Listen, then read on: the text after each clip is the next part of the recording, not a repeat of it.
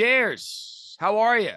Welcome back to the show you didn't know you need till you had it. Sunday Bloody Sunday. I'm Matt Barrie here on the ESPN College Football YouTube channel. You should know the drill by now. Through 4 weeks on Sundays, we sit here, we yell, we laugh, we cry, we recap the Saturday that was in college football over a Bloody Mary.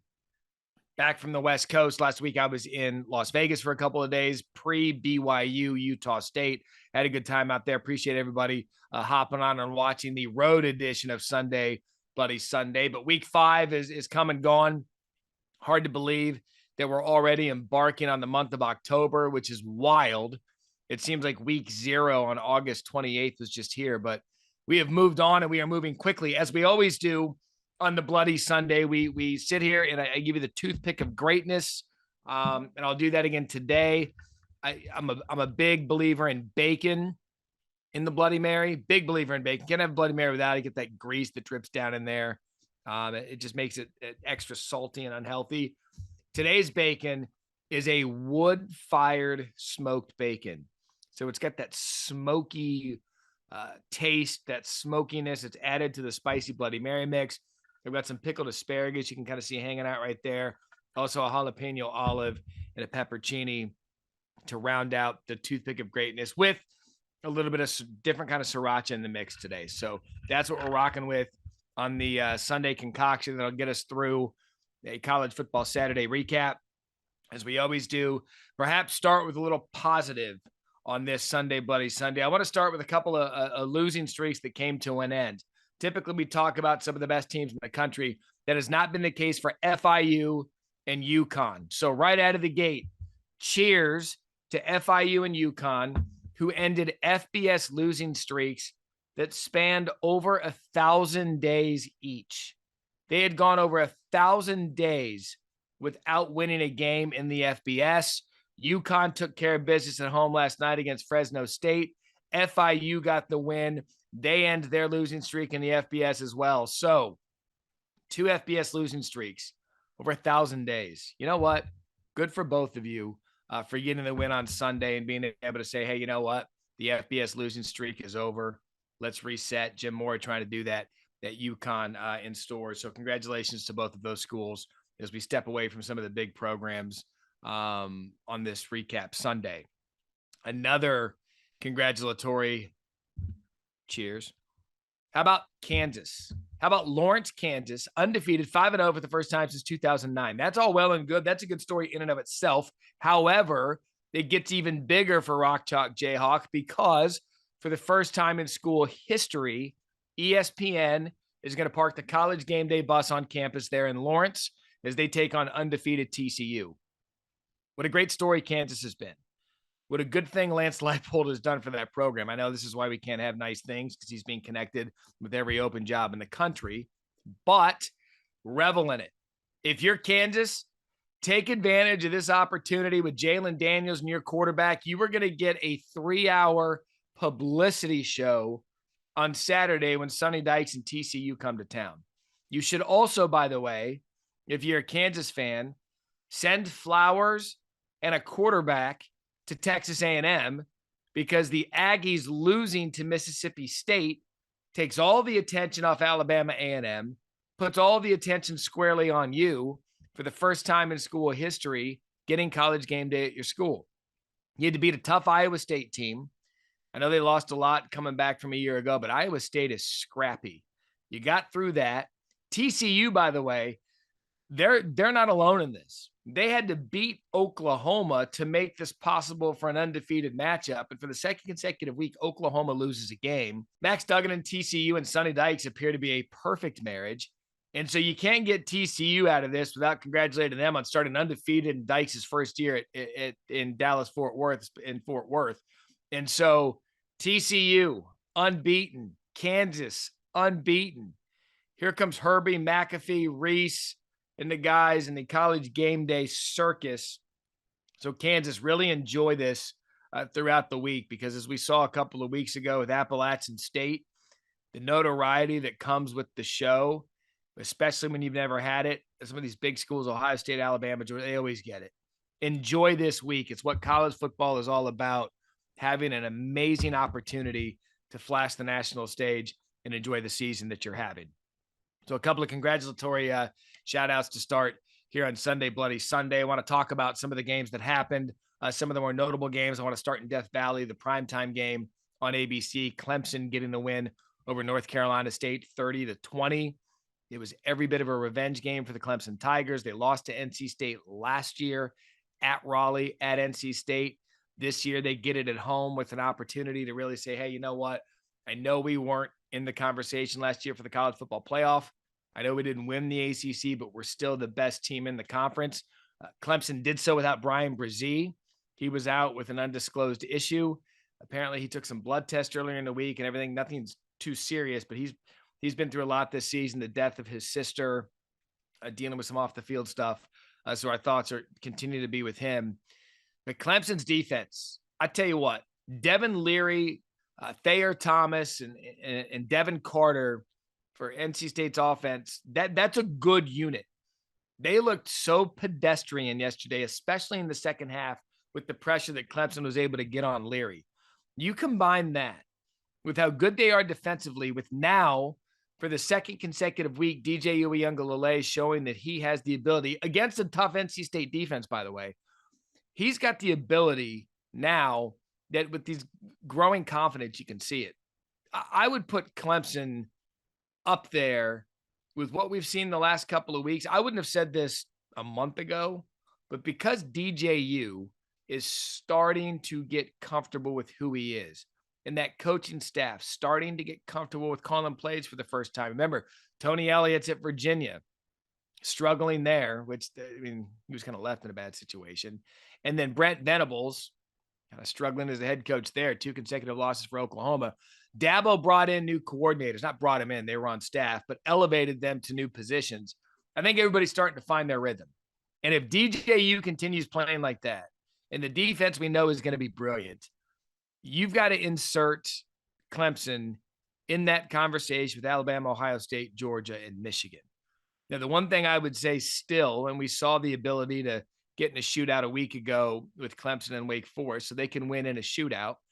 If you look offensively, I still believe they're behind a team like Ohio State, CJ Stroud, Marvin Harrison Jr., Travion Henderson.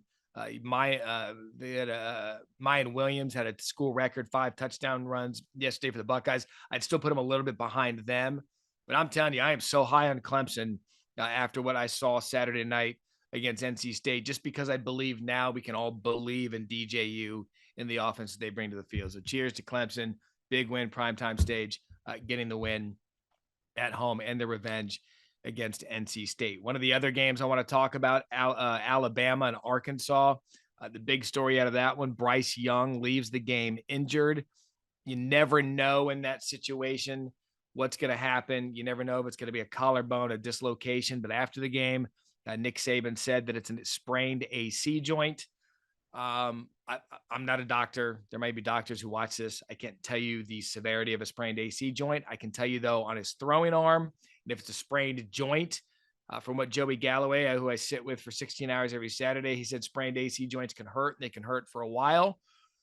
What that means for the Texas A&M game, I don't know. It's certainly going to be a day-to-day thing for Bryce Young as they get set to take on Jimbo Fisher and A&M, who are completely lost right now. But for Bryce Young in Alabama, you go to Fayetteville. KJ Jefferson and that Woo Pig offense found a way to get back into the game. They had a surprise onside kick, which I thought was great to get them back in it. But ultimately, Jalen Milroe, who, by the way, is there any other program in the country that can trot out a backup quarterback that looks like a creative player? I mean, this kid is an absolute freak. Now, he can run as good as anybody in the country. The offense would change a little bit with him starting. Not sure he's as good of not sure. He's not as good of a thrower as Bryce Young, but we'll see. That's going to be something to watch. I still think Alabama could beat A&M with Milroe at quarterback. In fact, I'm almost certain of it, especially with how Jahmyr Gibbs ran at the end of that game. So we'll keep an eye on that throughout the week. Maybe by the time we knock out our week 6 preview at some point this week, we'll know Bryce Young's status. But Alabama gets the win. That much hyped October 8th matchup with Texas A&M does not have the same juice as it did in the offseason. But nonetheless, I would imagine still Will Anderson Jr. in that A&M or that Alabama defense is still very much aware of what was said in the offseason by Jimbo Fisher. So that'll be a game to watch coming up. But both Alabama, they get the win. A&M loses to Mississippi State. It was just a bad loss. We'll see how both of those teams regroup, one with potentially out there Heisman Trophy winning starting quarterback, and the other just kind of struggling lately. So that was a interesting development in the SEC. I'll tell you, back in the ACC with Wake Forest and Florida State. Florida State, Mike Norvell, really a feel-good story to start the season. But if anybody had any doubts about how legit Wake Forest is, not only as a team this year, but as a program, look no further than their 31-21 win Saturday against Florida State. They got in a shootout with Clemson, a double overtime shootout the week prior. Sam Hartman, 6 touchdown passes a week ago, set a school record. How would they bounce back after a really, really physical shootout with Clemson? They go on the road in Tallahassee and get the win. And to me, that's the mark of a solid foundation of a program. How do you either handle the attention after a marquee win, or how do you handle the adversity after a close loss, a double overtime loss? And Wake Forest, for me, answered all of those questions. Sam Hartman coming in was one of the great stories from a year ago. Had the blood clot issue to start this season. Comes back, looks as good as he ever has. They lose last week in a game they, by the way, could have won. And then they go on and hand Florida State a loss in that win. So, I continue to marvel at what Coach Clawson's done at Wake Forest. Nice win for them. Cheers to Sam Hartman and Wake Forest. They're very much in the ACC conversation. Before I move out of this conference, to me, and it's going to fly under the radar and it, because it wasn't a marquee game, but look at Pittsburgh. Go to Pittsburgh and look what Georgia Tech did to Pittsburgh, winning the week after they fire their head coach, Jeff Collins, Georgia Tech, after firing their AD. All they did with their interim coach, Brent Key, was go to Pittsburgh and beat the defending ACC champions who had Keaton Slovis back. They had an early scary injury with CJ Donaldson. Their running back did Pitt. They put out on social media that he was moving all of his extremities and was going to be okay, all things considered, based on how the injury looked. But for Georgia Tech, who hadn't won back-to-back FBS games under Jeff Collins, to go to Pittsburgh and stun them the way that they did 26-21, to me, that's one of the most underrated games coming out of Saturday because no one's talking about it. Well, we are here on Sunday Bloody Sunday, because if I had a bonus peppercini to put in this for Georgia Tech, I'd do it. Pitt was a huge favorite. I was watching that game. We were watching that game in studio on one of our 8 monitors, and it was 3-0, and then I think it was 9-0. And then Pitt gets on the board 9-7. We're all sitting there watching. It was just on one of our side monitors. And I keep looking at Galloway and Dan Mullen. And I'm like, guys, keep an eye on Georgia Tech Pitt. This thing's getting interesting. And they kept saying, they're like, nah, Pitt's going to come back. And I was thinking the same thing. This would just be another heartbreaking loss for Georgia Tech. But it wasn't. 26-21, the final out there in Pittsburgh. That's not going to get much national attention, but it should, because there is nothing more, what's the word I'm looking for? Nothing more unstable than an interim coaching situation. I'm dealing with it at Arizona State with Sean Aguano. Nebraska's dealing with it with Mickey Joseph. Now Georgia Tech's dealing with it. An interim coach, the thing can go one of two ways. The team can hop off and say, hey, thanks for coming. Our coach got fired. I don't know what left to play for this season. Or the team can rally. And that's what Georgia Tech did on Saturday, beating Pittsburgh. So undercard win, but a good win at that in the ACC for Georgia Tech. That'll conclude the ACC portion of the program, because I want to go to the Big 12 for a minute, talk about Oklahoma State and Baylor. Is there any coach, if you really look at it, big picture, Oklahoma State gets the win 36-25. They get their Big 12 championship revenge. Remember, Baylor won it at the goal line last year in a remarkable Big 12 championship.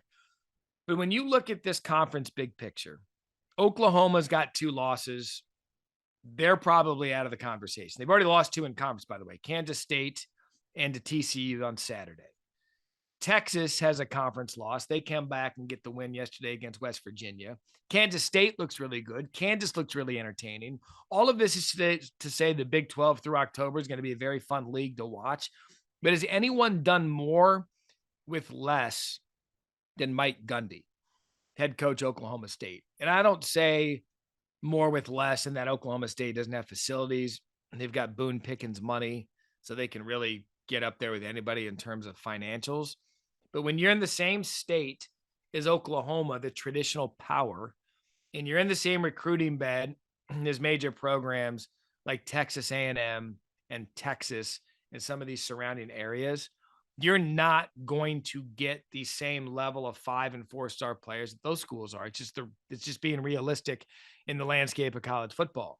But what Gundy has done, I think they're 4-0, 5-0 to start the season for the third or fourth consecutive season. They played in the Big 12 championship game a year ago.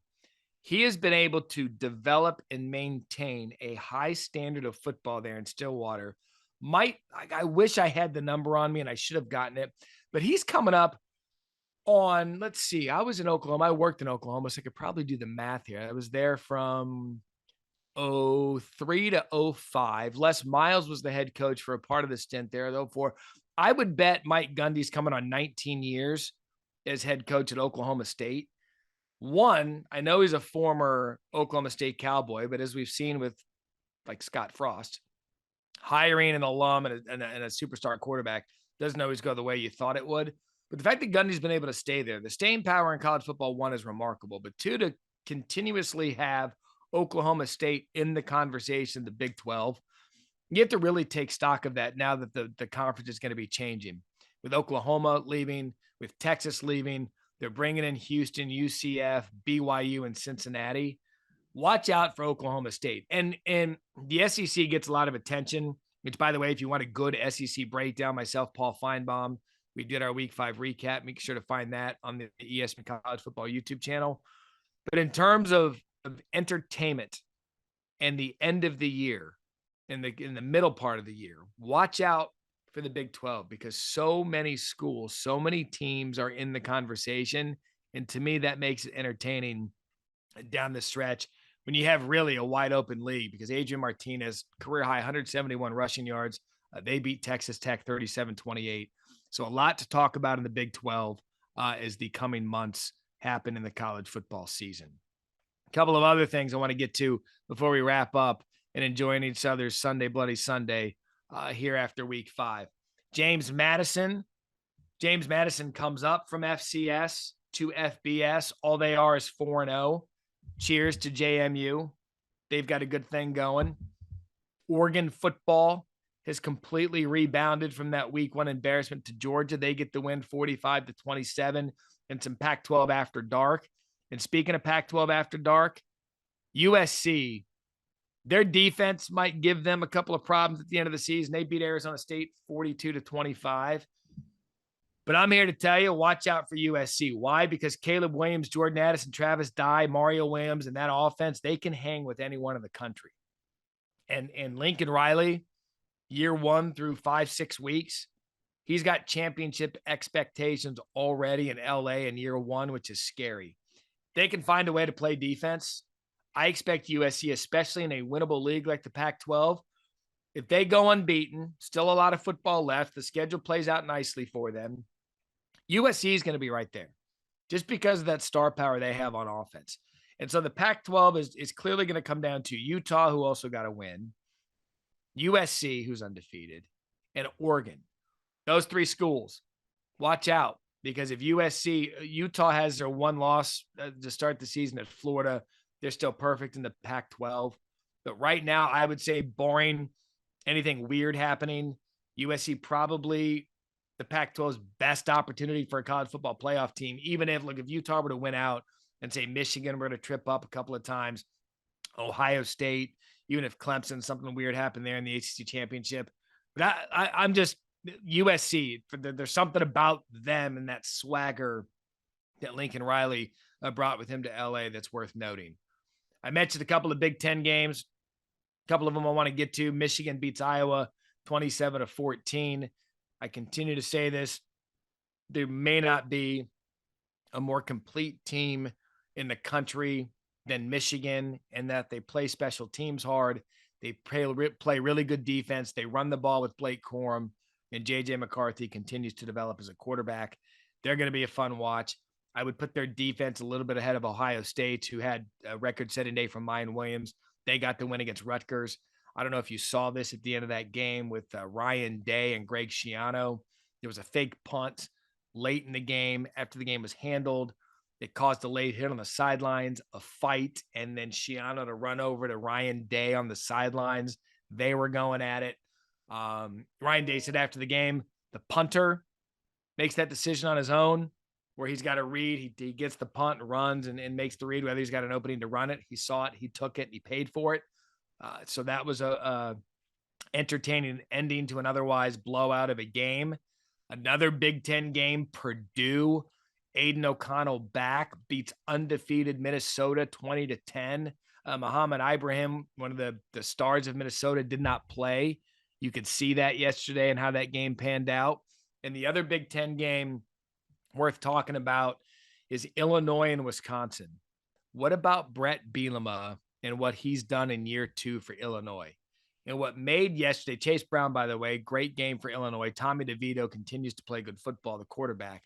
But what kind of makes that game a little bit harder for Wisconsin fans to stomach, it's because Brett Bielema, the guy that won 3 consecutive conference championships and took Wisconsin to the Rose Bowl, goes to Arkansas. He had some sustained success there. It wasn't exactly what I think Arkansas thought they were getting. Gets out of coaching in college head coaching, goes to Champaign, gets the job of Illinois, then goes back to Madison and beats his old team that way. And I had mentioned this with Feinbaum. When I look at coaches that fit who they are and what they are, I think Paul Chryst is such a great fit at who Wisconsin is. Offensive line, running the ball, playing defense with Jim Leonard, the defensive coordinator. But right now, it's just it's not working. And I don't know why that is. Braylon Allen, the running back's a star. I know Graham Mertz has had his up and downs.